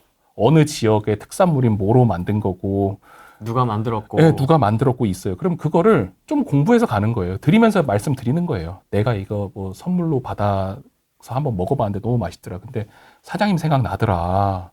얼마나 힘드시냐. 그래서 봤더니 이게 어떤 명인이 뭘로 만들었다고 해가지고 사장님 생각나서 하나 내가 또 구해왔다라고 하면은 너무너무 좋아하세요. 남자 사장님들은 진짜 좋아하시거든요. 그런 거. 그렇게 스토리를 붙여서 다 하나씩 주시면은 점점 친해지는 거예요. 다짜고짜 막 가서 저 좋은 물건 주세요 하면서 막 돈다발 내미는 게 아니라 그렇게 관계를 형성해야 된다라는 거죠. 그렇게 지속적으로 하면 할수록 좋은 물건이 저한테 옵니다. 그래서 저는 지금 사는 아파트도 싸게 샀어요. 금매보다 싸게 샀어요. 그리고 그것뿐만 아니라 문제 있는 집들도 되게 많이 샀어요. 갑구에 문제 있는 집 사람들 잘 안 사잖아요. 을구 말고 갑구. 갑구는 좀... 소유권에 문제 있는 집들. 근데 그런 거는 진짜 해결하기 힘들거든요. 근데 저는 어느 정도 해결은 할 수 있으니까 그런 거를 더 싸게 사는 거예요. 왜냐하면 뭐 경매로 나가면 이거 언제 낙찰될지 얼마에 낙찰될지 모르잖아요. 그런 사람들 입장에서 당장 돈이 필요할 수 있거든요. 그런 사람이 와서 공인중개사장님한테 저희가 빨리 팔아야 돼요라고 하면은 저를 소개시켜 주는 거죠, 항상. 그렇게 싸게 사는 방법. 그렇게 공인중개사 사장님하고 계속 연락을 하고 가격을 인지시킬수록 우리는 우리한테 맞는 목표가를 최대한 맞출 수 있다는 겁니다. 이거 되게 시간이 필요한 일입니다. 한두 번 가서 되는 건 아니에요. 그래서 지속적으로 임장을 다니는 게 중요한 겁니다. 지속적으로 임장을 꼭 다니셔야 되고요. 그리고 공인중개사 사장님한테 가서 이제 말씀을 들을 거예요. 브리핑 받죠? 네. 브리핑 받으면은 공인중개사 사장님이 여기에 이거 안 돼, 이거 안 돼, 이런 얘기 잘 안 하세요. 여긴 뭐가 될 거고, 뭐가 될 거고, 뭐가 될 거고. 항상 긍정적인 얘기를 해주십니다. 근데 긍정적인 얘기만 들으면 우린 어떻게 된다? 금세 사랑에 빠져버린다. 그래서 부정적인 얘기를 또 항상 들어줘야 되거든요. 그럴 땐 어디를 가느냐? 그 단지 상가에 있는 미용실을 꼭 가라. 여기 뭐 들어온다는데 진짜예요? 그러면은. 근데 머리도 안 깎을 건데 막 그래 들어가도 돼요? 머리 깎죠. 저 보세요. 지금 머리 짧죠? 엊그저께 임장 다녀왔다라는 거예요.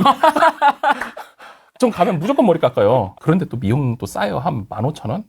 다 자르거든요. 아니 저는 스타일이 이런데 이렇게 놓으면 안 되잖아요. 그래서 저 스타일 항상 이러잖아요. 지금 스타일 따질 때가 어디 있습니까? 우리 빨리 투자하러 다야 되는데 나를 버려야 돼요. 최대한 나를 버려야 버리는군요. 다 버려야 돼. 다 버려야 돈을 벌어요. 내 거를 가지고 이거를 손에 쥐면 쥘수록 힘든 거예요. 그럼 이제 미용실 가운 입고 앉아가지고 이제 그거 물어보는 거예요? 네, 물어보는 거예요. 내가 여기 이사 오려고 하는데 뭐 되게 좋다. 여기 뭐가 있다. 학구는 여기가 좋다라고 하는데 진짜냐라고 하면은 진짜 다 말해주세요. 왜냐하면 이사 올 사람인데 미용실에서 단골 만들어야지. 그러니까 다 있는 그대로 말씀해 주세요. 근데 이 미용사 어머니만 말씀을 해주시느냐? 아니에요. 뒤에 계신 어머니들이 피드백 명확하게 줘요. 뽀글뽀글 뭐 이렇게 씌워놓고 피드백을 아주 정확히 줘요. 말도 안 되는 소리 하지 마. 이러면서 뭐 여기 재개발돼요. 뭐 재개발 재건축 같은 경우도 부동산 가면 진짜 막 될 것 같잖아요. 문제점을 알고 싶다? 미용실 가서 한번 얘기해 보면 돼요. 주민들의 문제점이 다 나와요. 그래서 그런 식으로 어느 정도 정보를 좋은 거, 안 좋은 거 다 듣고 우리는 판단을 한다라는 거예요. 근데 이것만 봤느냐? 아니죠. 그 전에 수익률 봤죠? 개발 뭐 하는지 봤죠? 네. 그럼 객관적인 정보들도 가지고 있어요. 가지고 있고 그 지역이 어떤지에 대해서도 주관적인 정보도 같이 받는다라는 거죠. 그렇게 해서 정보를 받은 다음에 우리는 아까처럼 싸게 샀으니 월세를 비싸게 받아야 될 거잖아요. 월세를 어떻게 비싸게 받느냐? 가장 좋은 거는 첫 번째, 공사를 하는 겁니다. 예쁘게 화장을 한다. 네, 예쁘게 화장한다. 근데 예쁘게 화장한다 그래서 2억짜리 아파트 사놓고 인테리어 5천만 원 하시는 분들 계세요. 진짜 있어요. 막 인터넷에서 되게 유명한 디자이너가 하는 업체를 선정하신 다음에 그런 분들은 항상 CAD로 이렇게 막 도면을 그려오시거든요. 제 집이 이렇게 360도로 돈다. 네, 그러잖아요. 항상 뭐 VR 세계로 막 돌고 이러면은 하면 안 되는 거예요. 그런 데는. 돈다. 네, 가상 세계로 이미 스케치를 그려왔다라고 하면은 하면 안 되는 겁니다. 무료로 해드릴게요. 그러면 더 하면 안 돼요. 근데 공사비 엎어지는 겁니다. 그냥. 그래서 저는 그냥 최대한 아까 머리 깎았잖아요. 옆에 인테리어 가게 있어요. 가보면. 로컬. 네, 로컬. 가보면은 부부가 합니다. 부부 대부분. 아저씨 손을 맨 처음 봐요. 아저씨 손을 보면은 거칠거칠해요. 투박투박하죠. 투박투박하고 거칠거칠해야 돼요. 그리고 옆에 어머니가 계셔야 돼, 같이. 그러면은 아저씨가 공사하고 옆에서 어머니는 벽지 자르는구나. 딱 그런 인식을 하고 이제 거기서 시작을 해야 되는 겁니다. 거기서 갔는데 손이 너무 고와. 사장님 손이 너무 고와. 그럼 하면 안 되는 거예요. 아무리 로컬이라도. 왜냐? 인부들 시키는 거거든요. 다. 그렇죠. 네, 그럼 인건비가 플러스 돼요. 단순히 인건비만 플러스 되느냐? 저녁 되면 또 오르죠. 주말 되면 인건비 더 올라요. 그러니까 거기는 기본적으로 비쌀 수밖에 없는 거예요. 내가 공사를 안 하기 때문에. 그래서 그런 그 로컬 지역 주민들이 하는 데를 꼭 이용을 하고요. 그 사람들의 장점이 거기서 공사를 오래 했다라는 거예요. 그 아파트의 특성을 다 알고 있습니다. 맞아요. 네, 관리사무소 사람들하고 친하고. 그러니까 뭐 민원 나오는 것도 잘 없고. 왜냐하면 이 집도 내가 해줬는데 서로 다 아는 거예요. 그래서 민원 나올 확률도 적고 안에 어떤 자재를 써야 되는지도 잘 알고 관리소랑 싸울 일도 없어요. 그래서 꼭 그거를 택하고 그런 집에 가봐서 보면은 이렇게 테이블 있고 옆에 뭐 있어요? 타일 막 쌓이잖아요. 맞아요. 타일하고 벽지 막 뜯어져갖고 막 쌓이잖아요. 그런 걸 잘 봐야 되는 거는 타일을 한 장을 써요. 근데 한 박스에 10장이 들어있거든요. 그러면 저 멀리 있는 업체들은 그렇게 한 장 썼어. 9장 남아. 쓸 데가 없어요. 버려요. 그럼 나한테 청구되는 거는 10장이에요. 한 박스 가격. 한 장을 써도. 근데 그런 데는 그 아저씨 나름대로의 디자인 표준안이 있어요.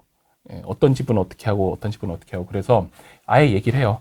저 월세 받을 집이요라고 하면 알아서 견적서를 줘요. 맞아요. 예.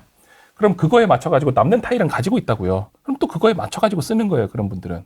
그러니까 기분 더 가격이 쌉니다. 근데 딱 그 집만 받느냐? 그럼 또 안 되죠. 옆집도 가봐야죠. 옆집도 가봐서 가격 비교를 합니다. 거의 비슷할 거예요. 그러면 그래도 한 번 더 받아야지. 그래서 저는 한 3군데 정도 받는데 마지막 한 군데는 그래도 좀 다른 단지에 가서 받아요. 그 주변이지만 뭐 다른 단지. 그렇게 해서 세게 보면은 어느 정도 가격이 합리적인지가 보여요. 그래서 가장 합리적인 데에서 그냥 하는 겁니다. 그 집 주변에 있어야 나중에 고장나도 AS를 해줘요. 맞아요. 예. 강동구에 살고 있는데 인터넷을 통해서 강서구에 있는 업체를 썼어요. 그럼 AS 해주러 안 와요. 올 수가 없어요. 하루가 날아가는데 오겠습니까? 안 옵니다. 그리고 또 왜 계획과 다르게 조금 뭐 스위치를 하나 추가한다라든지 네. 이렇게 좀 말하기가 좀 편하잖아요. 로컬에다가 네. 얘기하면. 왜냐하면 멀리 있는 사람은 또 사러 일주로 가야 되는데 로컬에 있는 사람은 사무실 가면 다 있거든요. 그런 자재들. 그래서 그렇게 오랫동안 그 지역에 있는 데를 저는 최대한 씁니다. 예전에 저도 인터넷으로 써봤어요. 싸서 힘들더라고요. 그렇게 해서 공사를 하는 게 유리하다. 왜냐? 나중에 팔 때 공사를 한 집이 어쨌든 비싸게 팔려요. 왜냐? 사람들은 인테리어 공사를 딱 인테리어 공사할 돈이 없어서 못하는 건 아니거든요. 돈은 있어요. 인테리어 공사할 돈은 있는데 잔금 날짜가 안 맞아서 못해요. 잔금 받아서 빨리 들어와야 되잖아요. 그래서 우리 있는 시간은 2시간. 2시간 동안 도배장판 하잖아요. 짐 빠지고 이제 짐 들어가는 시간 2시간에. 그때는 이제 인테리어 샤시나 화장실이나 이런 건 부엌이나 못 하거든요. 그러니까 우리가 월세로 샀을 때는 어쨌든 세입자를 바꿔야 되잖아요. 내보내고 빈 시간이 있거든요. 그 시간 한 2주 동안 인테리어를 한다라는 겁니다. 그렇게 해서 나중에 팔 때도 비싸게 팔 수 있게 우리 미리 준비를 해놓는 거예요. 팔기만 비싸게 했습니까? 월세도 비싸게 더 들어와요. 아까 1075집 있잖아요. 그런 집들은 인테리어가 다 돼 있는 집들이에요. 어쨌든 돼 있는 집들이니까 우리는 공사를 무조건 한다라는 거예요. 근데 이렇게 공사를 하기 전에 세입자가 맞춰지는 경우가 있어요. 그러니까 올수리 예정하면은 올수리 예정에 5만 원 더 올렸어요. 근데 세입자들이 난 올수리한 집을 5만 원 더 주고라도 가고 싶어 하는 경우들이 있거든요. 그렇게 맞춰지는 경우는 그 세입자의 요구에 저는 맞춥니다. 근데 그거를 가서 뭐 벽지 뭐 선택하시겠어요? 이렇게는 안 하고 어느 정도 제 디자인 가이드라인이 있어요. 그러니까 벽지 색깔은 뭐 밝은색, 바닥도 밝은색. 대부분 밝은색 선호하시니까 그렇게 해서 그거를 가지고 가서 이제 이렇게 할 건데 괜찮으시죠? 이렇게 물어보는 거죠. 깔끔하게 해드릴게요. 그러면 세입자 입장에서는 아직 입주 안 했는데 집주인이 그렇게 물어보면은 본인을 되게 존중한다라는 느낌이 들거든요. 그래서 네 그렇게 하세요. 감사합니다. 이렇게 얘기를 해요. 그때부터 이제 관계를 조금씩 쌓아 나가는 거예요. 조금 쌓아 나가면서 뒤에 가면 보여드리겠지만 뭐 욕조를 설치해달라는 분도 계셨어요. 욕조 원하시는 분도 계시고 에어컨 설치해달라고 하시는 분들도 비대. 계시고. 네. 비대는 안 해드려요. 비대는 렌탈로 해야 되기 때문에 네, 비대는 안 해드리고 이제 거기에 부착되는 것들을 해달라는 분들이 계십니다.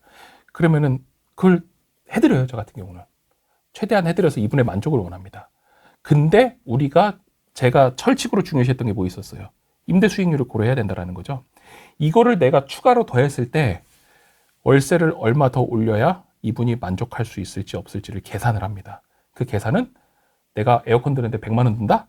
그럼 100만 원을 더 아까 원가에 넣으면 되죠? 넣고 나서 월세를 10,000원 더 올리면 수익률이 더 올라갈까 떨어질까를 계산을 해보는 거예요. 그렇게 해서 수익률을 최대치까지 올리는 겁니다. 그렇게 해서 공사한 사진들을 보면요. 네. 다 다른 집이에요. 다 다른 지역에 있는. 내 집이군요? 네, 제가 다 공사했던 집들입니다. 다 다 비슷해요. 도배장판 다 비슷한 겁니다. 도배는 소폭 합지고요. 바닥은 1.8T짜리예요. 그리고 싱크대 보면은 뭐예요? 하이그로시의 대리석 상판. 인조 대리석 상판이고요. 여기 같은 경우는 가스레인지가 들어있고 여기는 안 들어있고 이런 경우들이 있습니다. 네. 이런 거 가스레인지 원하면 제가 넣어줘요. 네, 원하면 넣어드리는 거고 가스레인지 있어요 하면 이렇게 뺀 겁니다. 그리고 여기 보면은 뭐 전기 부자재 같은 거는 다 새 걸로 돼 있죠. 이런 거를 어떻게 했느냐? 인테리어 가격을 우리 또 낮춰야 되잖아요. 낮춰야 최대한 좋으니까 스스로 할 수 있는 건 스스로 해요. 네, 스스로 해야 됩니다. 근데 이거 뭐 어떻게 하는지 몰라요. 어려워했지만 유튜브 보면은 다 할 수 있어요. 근데 저 유튜브 보면서 네. 뭐 최근에 몇 개 교체를 했습니다만은 생각보다 쉽지 않더라고요. 생각보다. 뒤에 조수가 없어서 그래요. 저 애들 있잖아요. 아들 셋이나 있잖아요. 왜냐면 유튜브에서 이렇게 하라고 했는데 네. 내가 열어보면 그 상황이 아닌 거예요. 다르게 생겼어요. 네. 선이 이렇게 안 꼽혀 있고 이렇게 꼽혀 있고 이래요. 네. 네. 그래서 상황이 제각각이더라고요. 쉬운 방법은요. 이렇게 뺐을 때 선을 바로 빼지 말고요. 지금 스위치 말씀하시는 거죠. 네. 빼고 나서 그거를 그대로 사진을 찍으세요. 찍은 다음에 그 선을 뺀 다음에 스위치를 뭐 2구짜리든 3구짜리든 붙어 있었으면 똑같이 2구, 3구짜리 사오면은 여기 있는 군역도 똑같거든요. 그거에 똑같이 맞추시면 됩니다. 예, 예전에 있던 거 그대로 맞춰서 넣으면 똑같이 들어가요. 아, 그건 잘 했습니다. 샤워기 네. 그 봉 예, 샤워기 봉. 부착되어 있는 거, 아. 그거 띄는 거. 샤워기 봉 부착되어 있는 거는 이게 샤워기 봉이잖아요. 네. 대부분 이렇게 위로 올려야 돼요, 맨 처음에. 예, 위로 올리면은 별걸 다 얘기하네. 위로 올리면 이렇게 고리처럼 돼 있는 게 이렇게 두 개 붙어 있을 거예요. 그거 네. 나사로 빼야 됩니다. 그래서 이런 스위치, 전등 같은 거는 다 인터넷에서 사서 제가 한 겁니다. 이런 거 실제로 뭐 인테리어 가게 가면은 10만 원, 20만 원 받거든요. 예, 근데 뭐 사면 한 5만 원 정도면 살 수 있으니까 사서 제가 다는 거죠. 이런 부자재들도 제가 답니다. 한 2천, 3천 원이면 사니까. 근데 인테리어 사장님한테 이거 제가 할 거니까 견적 빼고 주세요라고 하면 인테리어 사장님이 기분이 좋아요, 안 좋아요? 안 좋아요. 안 좋아요. 예, 그러니까 그렇게 하지 마시고 잔금 치자마자 인테리어 업체 먼저 부르지 말고 먼저 가서 고치세요. 이 집이 엄청 큰 집이었을 거거든요. 그럼 먼저 가서 전등하고 스위치는 다 바꿔놓으라는 거예요. 내가. 아, 그 먼저요? 예, 먼저 바꿔놓고 그 다음 사장님을 모셔요. 사장님을 모시면 아 이건 안 해도 되겠네 이렇게 얘기가 나오는 거죠. 자연스럽게. 그럼 그건 자연스럽게 빠지는 거예요, 가격이. 근데 내가 할게요, 빼주세요라고 하면은 그게 안 돼요.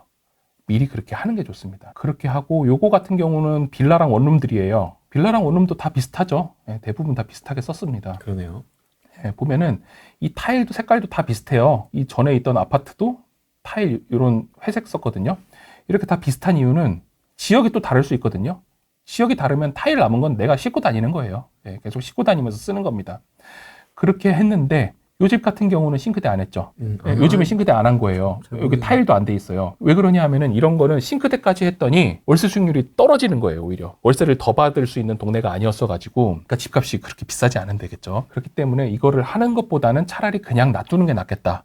놔두게 하지만 새 것처럼 보이기 위해서는 요 선반을 갖다 다른 거고요. 요 위에 조명을 갖다 다른 거예요. 요거 레일등 같은 거 10,000원 안 하거든요. 쿠팡에서 사면은. 그런 거 제가 이렇게 만들어 놓은 겁니다. 새 집처럼 그래도 보이라고. 그럼 저 레일등 전기는 어떻게 따요? 아, 요 뒤에 코드 있었어요. 네, 코드 있어가지고 그렇게 우리 후드 있잖아요. 후드 열면 안에 다 코드 있어요. 네, 그래서 그걸로 딴 겁니다. 그렇게 따서 진행을 한 거예요. 그래서 이런 것들을 하고 난 다음에 보시면은 다 광각 렌즈로 사진을 찍었어요. 우리 핸드폰 보면은 그러네요. 광각이 있고 그 일반이 있거든요. 다 광각 렌즈로 찍고 뭘 했느냐? 조명을 다 켜고 찍은 겁니다. 네, 여기 아파트도 보면 조명 다 켜고 찍은 거예요. 다 광각입니다. 네, 다 광각으로 조명을 다 켜고 찍은 이유는 이 사진을 가지고 나중에 공인중개사 사장님한테 다 보내드려요, 문자로. 그러면 요 사진이 네이버 부동산에 올라갑니다. 다른 집들을 보면요, 런닝머신에 우선 빨래가 걸려져 있어요. 네, 다른 집들은 런닝머신에 빨래가 걸려져 있고 소파가 모자이크 처리가 돼 있거든요. 근데 요런 집 사진이 있으면은 세입자 입장에서도 들어오기 좋고 나중에 팔 때도 요 사진 똑같이 또 드려요. 그러면 팔기도 훨씬 쉬운 거예요. 새 집으로 보이니까. 네이버 부동산 보면 깜짝깜짝 놀랄 때 있습니다. 모자이크 돼 있는 집 특히 너무 빌라들 보면. 네. 근데 이거 빌라 사진이거든요. 그래서 이런 사진을 최대한 활용해야 나중에 팔 때도 비싸게, 임차인도 비싸게 받을 수 있다라는 겁니다. 꼭 광각 렌즈로 조명을 다 켜고 찍으셔야 됩니다. 요새는 그 광각도 다 있으니까. 네, 광각 다 있으니까요. 요거는 화장실 샘플들인데요. 화장실은 특징이 요 전구 있잖아요. LED 들어가 있는 게 보통 일반적인 화장실에는 2개 넣어요. 사람들 2개 넣거든요. 네. 근데 저는 몇 개 들어가냐면 기본적으로 4개 들어갑니다. 4개. 네, 화장실이 밝아 보여야 돼요. 대부분의 아파트가요. 대문 열고 들어가면 맨 처음 보이는 게 신발장이고 화장실이에요. 그래서 신발장에는 전 거울을 꼭 붙여놓습니다. 거울 한 판 붙이는데 15만 원에서 15만 원 정도 되거든요. 10만 원에서 15만 원. 그걸 붙여놓으면 맨 처음 들어갔을 때 넓어 보이고 화장실이 문 열려 있는 상태에서 밝으면 집안이 되게 깨끗해 보여요. 근데 화장실 어둑어둑하면은 집안 전체가 어두워 보이거든요. 그래서 화장실을 밝게 만들고 그 대신 밑에 바닥은 항상 어두운 색으로 가요. 요즘도 요렇게 하나. 예, 일부러 어두운 색으로 가는 게 처음에는 어두운 색이 별로 안 좋아 보이거든요. 근데 세입자가 한 2년마다 바뀔 수도 있잖아요. 한 4년 살았어요. 그럼 이게 때가 탄다고요. 밝은 색으로 해봤더니 때가 타요. 그리고 머리카락이 보여요. 근데 이렇게 해놓으면 나중에 팔 때 이게 좀 깨끗해 보여요, 그나마. 근데 이거 비누 거품이 좀 보이던데요? 사람 살고 있을 때. 네. 그건 사람 살고 있을 때니까 그런 거 밀어버리면 되는데. 그거 좀 스트레스인데? 아, 그래요? 네. 그럴 계속 때는. 맨날 이렇게 해야 되니까. 자택에서 그렇게 또 하시네. 네. 그걸로 계속 해야 돼요. 귀찮아. 그래서 나중에 집 할 때 네. 이런데 줄눈이나 실리콘에 곰팡이 하면요. 네. 뭐 곰팡이 약 쓸 것도 없어요. 그냥 락스 사다가 물티슈에 촉촉하게 담근 다음에 쭉 놔두고 하루 지나면 싹 없어져요. 이건 경험이 있습니다. 예, 아시네. 네, 자취할 때 많이 예, 했습니다. 저희 애들 다 그렇게 입주 청소해요. 저희 초등학생 애들. 네. 그렇게 해서 화장실도 이렇게 샘플들이 있는데 독이나 수저는 그래도 좀 비싼 거 써요. 아메리칸 스탠다드 느낌인데요? 네, 아메리칸 스탠다드 거 대부분 씁니다. 대림 거 쓰거나. 왜냐하면은 이런 거를 너무 싼 거 써가지고 싼 변기 보면 밑에 이렇게 배관이 이렇게 꾸불꾸불 나가는 게 다 보여요. 그러면은 또 집이 너무 싸 보이거든요. 그래서 최대한 비싸 보일 수 있게 이렇게 하고 욕조 있는 집은 욕조를 넣어달라고 하셔가지고 넣어드린 거예요. 예, 욕조 넣었는데 45만 원, 그래서 50만 원 정도 들어가거든요. 예, 그때 월세는 1만 원 정도 더 받았다. 그러면은 또 그분이 아니 욕조 하는데 1만 원을 더 받으신다고요? 뭐 이러면 이제 말씀을 드려야죠. 네, 욕조 하는데 돈이 좀 들어가기도 하고요. 근데 욕조 없으셔서 매주 목욕탕 가면은 한번 목욕하시는데 1만 원씩이시니까 한 4, 5만 원 드시는데 그래도 1만 원에 하면 좀 저렴하게 한 거잖아요. 라고 하면 그때 또 생각을 하세요. 1만 원만 보면 비쌌다가 매주 목욕탕을 간다라고 생각하면 이게 더 싸거든요. 그럼 이렇게 선택을 해주세요. 그렇게 해서 조금씩 설득을 하는 겁니다. 아까 공인중개사 사장님 설득하듯이 모든 상황을 다 얘기를 해서 계속 이제 서로 이해를 하게 되는 거예요. 그러다 보니까 별거를 다 서비스로 해드리기 시작했어요. 북박이장이 필요하신 분들은 북박이장을 해드리고요. 그럼 이거 해주면 또 올려요? 또? 네. 스타일 좀 약간. 아니 근데 장롱을 가져오시면은 그 10자짜리 장롱을 가져오는 것 자체가 되게 힘드시고요. 네. 이미 거기 북박이장 돼 있는 걸 뜯어오면 또 거기서 다 상하시잖아요. 그러니까 그렇죠. 그거 그냥 거기 붙여놓고 그 집을 조금 더 비싸게 파세요. 비싸게 파시고 제가 그냥 해드릴 테니까 가지고 계신 거 쓰세요. 근데 장 사면은 이거 몇백 그냥 들어간단 말이에요. 그러니까 몇백 그냥 들어가시지 마시고 제가 설치를 하나 해놓을 테니까 딱 그 사이즈로 해놓을 테니까 한 1만 원에서 2만 원 정도만 월세 더 주시면은 2년 해봤자 24만 원밖에 안 되는데 그 100만 원짜리 사가지고 맨날 이사할 때마다 어떻게 들고 다녀요? 이것도 10,000원 추가요? 네. 왜냐면 이 집이 그렇게 비싼 집이 아니었기 때문에 월세가 높지 않은 집에서는 1만 원만 올라가도 수익률이 확 올라가요. 그리고 이 에어컨 같은 경우도 사실 달아드리고 조금 더 받은 거고요. 이거는. 네. 그리고 요거는 세트로 들어갔습니다. 세탁기, 에어컨, 냉장고 다 필요하신 분 계셔가지고 이런 거는 이제 세트로 넣어드리고 네, 조금 더 많이 받았고. 네. 근데 이런 거는 다 10,000원이에요? 아니요, 이건 좀 더 많이 받았어요. 요건 3개에서 되게 많이 받았어요. 금액은 말씀 못 드리는데 이게 수익률이 제일 좋았어요. 3개 세트가. 네, 요거 그래도 다 LG 거예요. LG 거, 삼성 거, LG 거거든요. 근데 좀 구형 같은데요? 근데 다 잘 되는 제품이에요. 통돌이. 네, 통돌이. 요즘은 통돌이가 더 좋아요. 네, 드럼 세탁기는 너무 오래 걸리고 잘 안 빨린단 말이에요. 네, 통돌이가 쓰기는 훨씬 편해요. 중간에 넣기도 좋고. 이거 뭐 헬스장 라카추가 뭐 이런 느낌인데 그렇죠. 지금? 헬스장 그렇게 해서 라카 조금씩 만 원, 들어가는 거예요. 라카 10,000원, 20,000원. 옷 10,000원. 그렇죠. 뭐 이런 느낌인데요? 네, 그렇게 해드리는데 이렇게 3개 했을 때 사람들은 되게 당황을 한다고요. 네. 몇백 들었을까 이렇게 생각. 얼마 들었을 것 같으세요? 3개 하는데. 이렇게 3개요? 네, 세트. 세트? 중고로 하신 거 아닙니까? 예리하시네요. 중고로 했어요. 저도 한번 네. 해본 적이 있어가지고 네네. 옛날에 빌라에다 맞아요. 이거 맞춘 적이 있어가지고 네, 빌라는 많이 맞춰요. 한 30만 원? 어디서 30만 원에 할 수 있어요? 되게 싸게. 이렇게 3개 해서 그때 한 65만 원 정도 줬거든요. 에어컨 설치비 포함. 네, 에어컨 설치비 포함해서 65만 원 정도 해서 월세는 사실 더 많이 받았었죠. 이거는 새 걸로 해가지고 돈 많이 못 받았어요. 네, 새 걸로는 어떠냐 60만 원 달라고 하더라고요. 그쵸, 새 비쌉니다. 네, 그래가지고 이제 그 다음부터 중고로 해가지고 좀 더 수익률을 맞추기 시작했던 겁니다. 그래서 보일러 바꿔달라는 분이 계셔가지고 보일러 바꾼 적도 있고요. 그렇게 해도 어쨌든 조금씩 수익률을 높일 수 있다라면은 내가 할 수 있는 거는 다 한다라는 거예요. 진짜 다 하실 것 같은데. 네. 그렇게 해서 우리는 싸게 사서 수익률 높이는 방법까지 지금 배워봤습니다. 관계를 어떻게 잘 형성할 수 있느냐에 대해서 말씀을 드릴 거예요. 레포를 잘 형성을 해야죠. 레포를 잘 형성을 해야 됩니다. 네. 왜 그러냐 하면은 아까 제가 부동산 투자하는 목적과 행동들을 봤을 때 마지막에 있는 게 뭐예요? 매도거든요. 네. 매도는 무조건 해야 되는 거예요. 근데 매도를 못하게 되는 가장 큰 이유 중에 하나가 무엇이냐? 안 보여줘요. 안 보여줘요. 안 보여주면 집을 사요, 안 사요, 사람들이? 잘 안 살라고 하죠. 잘 안 사죠. 우리 같은 사람들 아니면. 저는 안 보고 사요. 그래야 그 집이 한 2천 싸거든. 근데 그렇게 싸게 나간다라는 거예요, 결국. 싸지 않으면 안 팔리거든요, 보여주지 않으면은. 근데 저도 안 보고 살 때 몇 천을 깎는 이유는 진짜 그 집안이 최악이면은 그 공사비 정도 내가 물겠다라고 생각을 하고 하는 거예요. 그렇죠. 예. 근데 그렇게 하지 않는 이상 일반인들은 절대 살 수 없어요. 집을 안 보여주는 이상. 그러면 어떻게 그렇게 임차인하고 좋은 관계를 만들 수 있느냐를 보는 거예요. 아까 공사를 하기 전에 임차인분들한테 물어봤잖아요. 여쭤봤어요. 이 벽지가 괜찮은지, 뭐 도배지가 괜찮은지 여쭤보기도 하고, 살면서 어떤 부분이 더 필요할지에 대해서도 같이 얘기를 해봤잖아요. 뭐 욕조가 필요하냐, 에어컨이 필요하냐. 에어컨 띄워서 또 설치하면 그 설치하는데도 2~30만 원 그냥 들어요. 맞아요. 예, 2~30만 원 그냥 드니까 거기다 또 가스 넣고 배관 위로 빼고 하면 진짜 5~60만 원이 금방 깨지거든요. 설치만 해도. 그 배관 길이에 따라 또 금액이 예, 1m당 5만 원씩 받으니까. 근데 얘네가 이렇게 직선으로 하지도 않아요. 맞습니다. 이렇게 꼬아요. 이렇게. 맞아요. 그렇게 해야 효율이 나오니까 또 그렇게 꼬는데, 그렇게 해서 설치비 비싸게 가져가시느니 그냥 에어컨 달고 월 10,000원. 예, 이런 식으로 해서 이제 에어컨 다시고 그냥. 고객님 10,000원이 추가됩니다. 예, 그런 관계를 계속 가지고 있었던 거예요. 그러고 나서 이제 계약을 할 때, 혹은 잔금을 칠 때, 우리 부동산에서 만나잖아요. 공인중개사 사무실에서 만날 때, 네. 보통 임대인과 임차인은 서로 딴 데 보고 있어요. 막 서로 인사를 뭐 친절하게 나눈다거나 뭐 대화를 나눈다거나 이러지 않아요. 좀 어색하죠. 네, 어색해하고 있죠. 예, 당연히 그게 어색하죠. 처음 만나는 사람이고 가장 큰 돈이 왔다 갔다 하는데. 근데 그럴 때 이제 중개인님이 가운데 앉아가지고 막 이 얘기 저 얘기를 하면서 분위기를 푸시죠. 맞습니다. 네, 그렇게 계약을 할 때 저 같은 경우는 이걸 다 얘기를 해줘요. 원래 끝나고 나서 뭐 확정일자 받아요 이런 얘기 하잖아요. 그러고 나서 중개인이 뭐 전세권 살짝 물어보는 경우도 있고, 그 임차인이 물어봤을 때잖아요. 근데 전 물어보기 전에 먼저 얘기를 해줘요. 확정일자 가서 꼭 받으시라고.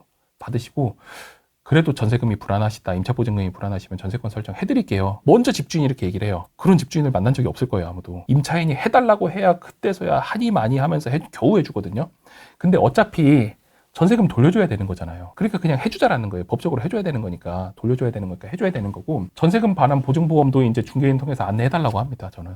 만약 제가 안내를 못하면 안내를 해달라 그래요. 임차인 계시니까 이분 보증금 지킬 수 있는 거는 그래도 최대한 얘기를 해주세요. 그렇게 얘기를 하고, 그 다음에 주택임대차보호법도 안내를 해줘요, 임대인이. 2년 동안은 사셔야 되는 거고, 요 금액에 사셔야 되는 거고, 그 이후에 계약갱신 청구권을 쓰시면은 우리는 5%만 올린다. 근데 시세가 5%도 안 올랐으면은 안 올린다. 10,000원만 올리시죠. 예. 어쨌든. 그래서 우리는 5%까지밖에 못 올린다. 예, 그런 부분을 미리 얘기를 해줘요. 근데 임대인들은 어떻게든 임차인이 그걸 모르겠지라고 생각하고 이거 숨겨하지 마 이런 분들도 계세요. 예, 모르겠지. 난 더 올려야지라는 마음으로. 근데 어차피 다 알거든요. 다 알죠, 요새. 네, 다 알아요. 그러니까 그냥 먼저 얘기를 하라는 거예요. 먼저 얘기하면 임차인분들이 얘는 좀 이상한 애네라고 생각을 하세요. 얘는 좀 이상한 애네. 왜 그걸 먼저 얘기하지? 근데 그러면 또 얘기하지. 이거 법적으로 당연한 거니까 난 그거 다 지켜서 할 거다. 그러니까 집을 좀 깨끗하게 써주시면 전 더 고맙고, 나중에라도 사실 2년 끝나고 난 다음에 이사 갈 수 있잖아요. 이사 가기 전에 한 3개월 전에라도 미리 말씀 주시면은 전 정말 감사합니다라고 얘기를 해요. 그럼 임차인 입장에서도 이해를 하는 거예요. 아, 이 사람도 법을 지키면서 하려고 하는 거고 나한테 큰 피해를 주고 싶어 하지 않는구나. 그러니까 나도 그래도 한 3개월 전에 미리 얘기를 해줘야지라고 인지를 하세요. 어느 정도. 그것도 되게 좋더라고요. 그래서 저는 한 6개월 전에 또 얘기를 받아봤고, 뭐 발령이 날 것 같다 그러면 미리 얘기도 받고 그렇게 얘기를 받거든요. 그 사이에 또 이제 임차인 바꾸면 되는 거니까. 근데 공실 기간이 있으면은 너무 힘들어요. 월세 안 들어오는 거 힘들고요. 관리비 내가 내야 되는 거 힘들고요. 예, 그런 시간들이 있으니까 그런 걸 빼기 위해서 최대한 이렇게 얘기를 하는 겁니다. 그러고 나서 저는 옛날부터 이걸 보여줬어요. 제 명함을 꼭 줬고요. 내가 어디 회사 다니는지 알려주고 국세 및 지방세 완납증명서를 보여줬습니다. 나 세금 다 냈다. 왜냐하면 세금이 먼저잖아요. 보증금보다 먼저기 때문에 이것도 요즘 많이 불안해 하시더라고요. 그래서 난 세금 다 냈고 정상적으로 회사 다니는 사람이기 때문에 너무 불안해하지 마세요 라고 해서 계약 시간에도 그렇게 좀 라포 형성을 하는 거예요. 그리고 이제 잔금일이 다가왔어요. 한 2달 정도 뒤에 잔금일이 다가왔다. 그럼 짐 들어오잖아요. 짐 들어오면은 임대인들이 무슨 행동을 하느냐. 그때 임차인을 만나서 못 박지 말고요. 이 벽지 깨끗한 거 보이시죠? 이런 얘기를 한단 말이에요. 근데 못 쪽 박으면 어때요? 못 박아서 구멍 나면 어떻게 하면 되는지 아세요? 휴지 뜯어가지고 이렇게 넣은 다음에 3M 테이프 중에 불투명 테이프 있어요. 그거 붙이면은 잘 안 보여요. 근데 어차피 또 못 박아야 되니까 거기 있는 거니까 그런 거 가지고 뭐라고 하지 말고 오히려 선물을 사갖고 가자라는 거예요. 선물을. 저는 휴지 꼭 30개 들어있는 거 이렇게 2개 사갖고 가거든요. 그 입주할 때 가시나 봐요? 네, 입주할 때 꼭 가죠. 잔금 받아야 되고 상태 봐야 되니까. 미리 상태도 저는 보지도 가지고. 않습니다. 아, 그래요? 네, 귀찮아. 전 꼭 가요. 가서 또 세입자분들하고 인사하는 거죠. 네, 부자 되시라고 휴지 드리고 화분했던 적도 있고요. 화분 좋아하시는 분들은 화분해드린 적도 있고 쌀도 해드리고 뭐 과일. 쌀 괜찮다. 네, 아들 많은 집은 쌀 드려야 돼. 쌀 해드리고 뭐 과일도 해드리고 이렇게 해드려요. 그렇게 하면은 라포 형성이 잘 되는 거예요. 그러다가 뭐 연말이나 크리스마스 된다 그러면은 가끔 기프티콘도 하나씩 보내고, 하다못해 뭐 스타벅스 4,500원짜리 하나 보냈어도 마음이 다르잖아요. 그래도 즐거운 새해 되시라고 하면서 보내고 그렇게 인사를 하거든요. 그래서 문제가 있을 때 우리는 연락하는 사이다라는 인식을 지워줘야 돼요. 네. 그러면은 이 사람이 그런 형성이 없는 상태에서 연락을 하면은 이제 긴장이 되는 거죠. 긴장되고 사람이 방어 기제가 맨 처음 나온단 말이에요. 예, 무조건 안 된다고 해야지. 예, 방어 기제가 나오는데 그렇게 형성이 좀 잘 돼 있으면은 그래도 뭐 좋은 일일 수도 있잖아요. 그러니까 방어 기제를 그래도 풀고 연락을 받고 제 얘기를 들어줘요. 그렇지 않으면 얘기조차 들어주지 않습니다. 예, 그렇게 해서 얘기를 들어줄 수 있게 만들어 놓는 거예요. 그러다가 뭐 문제가 생기면 인테리어 업체 집 앞에서 했으니까 바로바로 고쳐주면 되고요. 그렇게 사시는 동안 편하게 최대한 살게 하시는 게 좋고, 세입자들은 엄청 잘해주시네요. 물론 그렇다고 월세 안 내면 안 되죠. 근데 서로 지키는 게 잘 된다라고 하면은 저는 이미 제 집에서 다 이사 나가셨는데 아직도 연락하는 분들 계세요. 왜냐하면 제가 부동산 이런 거 한다라는 걸 아셔가지고 그런 거 물어보시는 분들도 계시고요. 왜냐하면 어디 가서 물어볼 데 없잖아요. 야, 아니 이 정도면 나중에 한 2, 3년 더 지나면 예. 뭐 세입자들끼리 총동문회 하겠어요. 안 돼요. 그렇게까지는 하면 안 됩니다. 만약 팔아야 되는 상황이 온다. 고추마요 치킨으로 해결한다. 예, 분명 팔아야 되는 시기가 오거든요. 세입자 뭐 계약 기간이 3개월 정도 남아 있어 잔금일에 맞춰가지고 내가 이 집을 팔아야 된다 이런 경우들이 분명 와요. 아까 그래프 보면 갑자기 3억 4천 찍은 사람이 있잖아요. 그런 시기가 오면 수익률이 낮아지기 때문에 그 시기 안에는 팔아야 되는 거예요. 근데 보면은 그런 시기가 한 2년 되거든요. 그러니까 그 안에는 팔아야 되는 겁니다. 근데 어떻게 파느냐, 어떻게 집을 보여주게 하느냐, 미리 얘기해달라 그랬잖아요. 그러니까 저도 미리 얘기하는 거예요. 내가 뭐 사정이 생겨하고 이 집을 팔아야 되게 생겼는데 내가 부동산에 내놓기 전에 그래도 선생님, 사장님이라 그래서 사장님이나 선생님이라고 하거든요. 양해를 좀 구하고 싶어서 전화를 드렸다. 내가 그래서 집을 팔아야 되는데 한번 어디 부동산에 내놓을 테니 한 번씩 보여주시면 너무 감사하겠다. 예, 제가 보다 보면 꼭 할게요 라고 하면은, 왜냐면 그 전에 이렇게 형성이 돼 있었으니까 대부분 보여주셨다라는 거예요. 그렇잖아요. 근데 사람들은 부동산에 먼저 연락해요. 내가 이 집 팔아야 된다고. 그럼 부동산 사장님이 임차인한테 전화해요. 이 집 나왔는데 집 보러 가도 되냐고. 그럼 임차인은 황당하지. 황당하죠. 기분 나쁘죠. 그쵸. 그럼 집주인한테 뭐예요? 나 안 보여줄래요? 이렇게 되거든요. 그렇게 역으로 치지 마시고 처음부터 다 상황을 다 서로 설명을 하자라는 거예요. 그렇게 설명을 하고 처음에 뭐 선물 같은 거 조금 보내요. 그때도 또 선물 보내고, 그리고 집을 보여주시잖아요. 집을 보여주실 때 공인중개사 사장님한테 이 집 보여줄 때 꼭 저한테 연락을 해달라 그래요. 몇 번 가는지 알아야 이 임차인이 얼마나 고생스러운지 저도 알아야 되거든요. 그래서 처음 보내줬을 때는 처음 이제 집을 보여주면 그분도 집을 치운단 말이에요. 맞아요. 예. 그리고 그 시간에 그 집에 있잖아요. 그러니까 저도 그거에 맞춰가지고 표현을 해야 되는 거예요. 어떻게 표현을 해요? 진심으로 감사하다고 그렇게 말로 표현하면 절대 안 돼요. 그건 진짜 감사한 게 아니에요. 그럼 두 번째 또 보여주는 일이 있겠죠? 그럴 때는 베스킨라빈스 파인트 정도 또 준비를 하고. 이거 완전 정립이네, 정립. 도장 예. 정립식으로 늘어나네요. 그렇죠. 그렇게 이제 세 번째 정도 되면은 치킨이 갑니다. 2만 원 정도. 그럼 요거는 첫 번째가 세 번째네요? 네, 점점 올라가요, 가격이. 그러면은 이분도 궁금한 거야, 또 이제. 다음엔 뭐지? 네 번째, 다섯 번째, 여섯 번째 이렇게. 네, 그러면은 집을 계속 보여주고 싶겠어요? 안 보여주고 싶겠어요? 보여주고 싶죠. 어차피 이제 팔릴 집이라면. 그러면 이제 네 번째 가면 이제 상품권 나가기 시작해요. 5만 원씩. 와. 네, 근데 생각해보세요. 내가 거기 가서 그 집을 보여준다라고 생각해봐요. 내가 가는 시간도 있고, 그 시간도 맞춰야 되고, 힘들잖아요. 교통비도 들고. 그럴 바엔 차라리 그렇게 드리는 게 그분께도 이익, 나한테도 이익.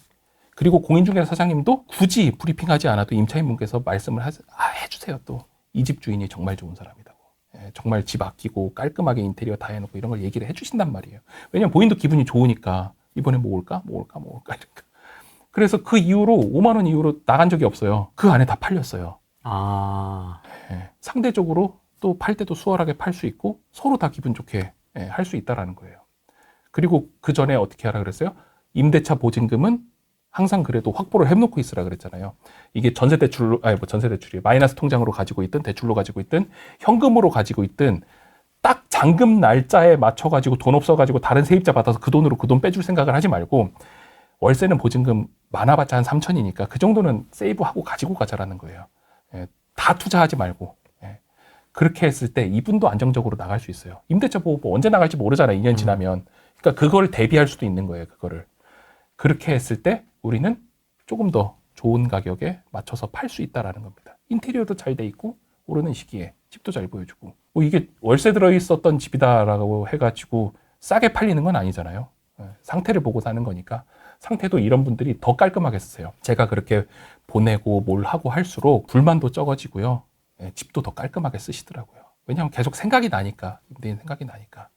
그렇게 하시면은 지금 보면은 처음에 살 때 어떻게 하는지, 그리고 보유했을 때 어떻게 했는지, 마지막으로 팔 때 어떻게 했는지를 제가 지금 단계별로 다 알려드렸어요. 이렇게 월세를 조금씩 투자하면은 그래도 안정적으로 월세를 받으면서 마지막에 올랐을 때 또 팔 수도 있을 것이다 라는 거를 이렇게 한번 보여드렸습니다. 아, 이거 완전히 진짜 FM이네요, 진짜. 아, 그렇죠.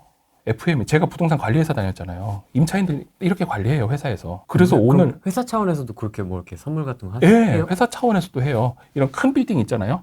임차인들이 뭐 기업이 있고 이러잖아요.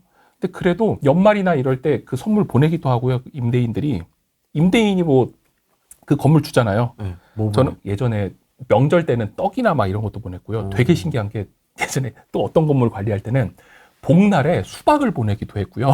수박 괜찮네요. 네, 왜냐하면 직원들이 많으니까 수박 나눠 드시라고 수박 이렇게 썰어가지고 이렇게 다 통으로 해서 드리는 거예요. 그런 것도 했고, 아까 말씀드린 떡도 했고, 뭐 세세한 별거 아닌 선물들도 하고, 아니면은 그런 것도 했어요.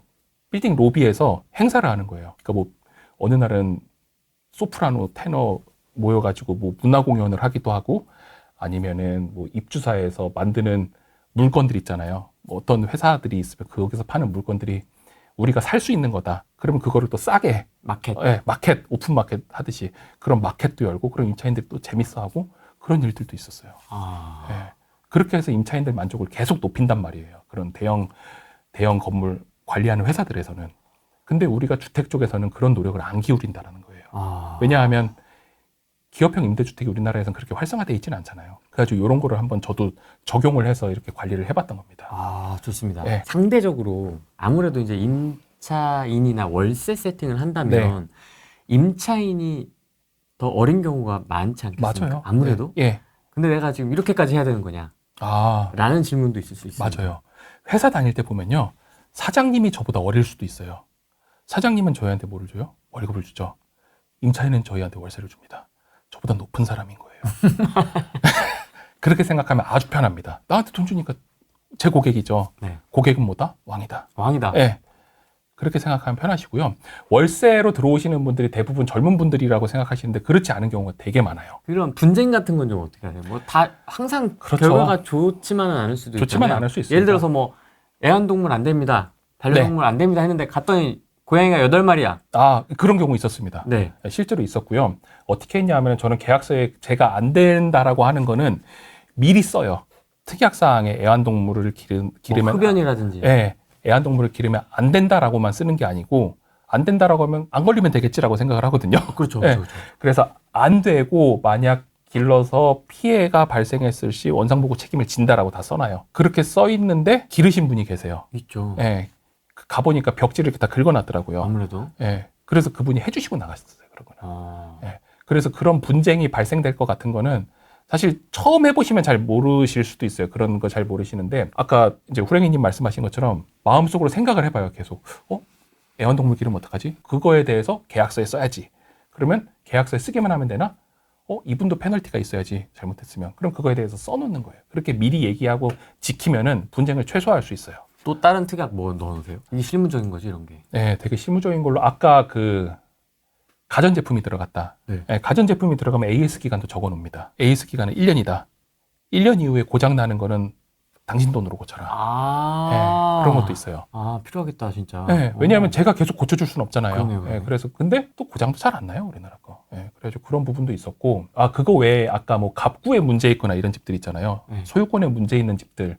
그런 거는 이제 나중에 계약서 쓸 때 바로 그 매도자한테 돈을 넘기진 않죠. 그런 거는 이제 매매계약서에 돼 있는데, 그런 거는 중간에 서로 법무사나 변호사를 낍니다. 그래서 어떤 뭐 가압 요건이 다 해결된 다음에 잔금은 뭐 법무사를 통해서 진행한다, 뭐 이런 식으로. 그렇게 계약서에 특약 들어있는 경우들도 많습니다. 예, 왜냐하면 싸게 사는 물건은 대부분 또 문제가 있는 집이거든요. 그런 것들은 어쨌든 그런 특약들이 들어있죠. 저한테 불리한 거 들어있었던 것도 있어요. 어떤 집은 또 되게 싸게 산 집인데 이 집은 명도가 안 되는 집이에요. 임차인분이 계속 그냥 사시는 겁니다. 계약 기간이 거의 끝났는데도 안 나가시고. 그래가지고 임차인하고 싸우다가 나 그냥 팔래 이렇게 된 집이에요. 예, 그 대신 싸게 샀죠, 제가. 싸게 사고 그 대신 명도 책임은 매수자가 한다 이런 식으로. 그래서 어떻게 하셨습니까? 그 세입자는? 이사업체 소개시켜드리고 이사비 드리고. 근데 그것보다 싸게 사는 게 좀 더 쌌으니까 저는 사는 거죠. 또 이사비를 드렸네요. 예, 뭐 어때요? 싸게 샀는데. 그럼 그분도 좋고 저도 좋고 그분도 문제 해결해서 좋고. 이게 그냥 내 돈 들어가지 그 사람 나빠라고 생각하기 전에 서로 얘기를 해서 어떻게 하면 좋은 방향을 찾을까 있을까를 생각해 보면은 조금 더 그런 안들이 나오기 시작해요. 그러니까 저도 아이거든요, 성향이. 아이 네. 성향이라서 야, 그렇게까지 적극적으로 막 이렇게 아, 세입자한테 이렇게. 저도 아이입니다. 저 정말 아이예요. 사람들이 안 믿지만 아이예요. 이거 끝나고 나서 저 만약 댓글 이런 거 보잖아요. 펑펑 울어요.